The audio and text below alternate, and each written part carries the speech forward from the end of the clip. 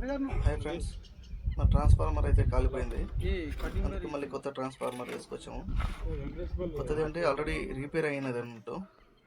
ఇదే ఆ ట్రాన్స్ఫార్మర్ ఇక్కడ దించి ఈ ట్రాన్స్ఫార్మర్ అక్కడికి ఎక్కియాలి. ఇప్పుడు అసలే మోటార్లు గ్యాప్ ఇస్తున్నాయంటే ఈ ట్రాన్స్ఫార్మర్లు కాలిపోవడం, రాత్రిలో పీస్ వైర్లు కొట్టేయడం ఇవన్నీ జరుగుతూ ఉంటాయి. మీరు చూడొచ్చు మన ఛానల్లో. లాస్ట్ టైం ఒక వీడియో పెట్టాను కదా, షార్ట్ వీడియో పెట్టాను. అందులో రాత్రి 10:30కి అయితే ఫీజ్ వైర్ కొట్టేసింది.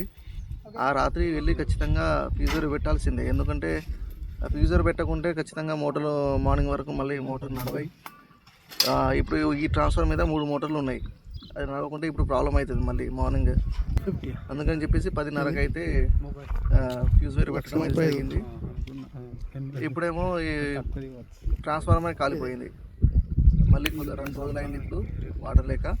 మళ్ళీ ఈరోజు కొత్త ట్రాన్స్ఫార్మర్ అయితే తీసుకొచ్చాము.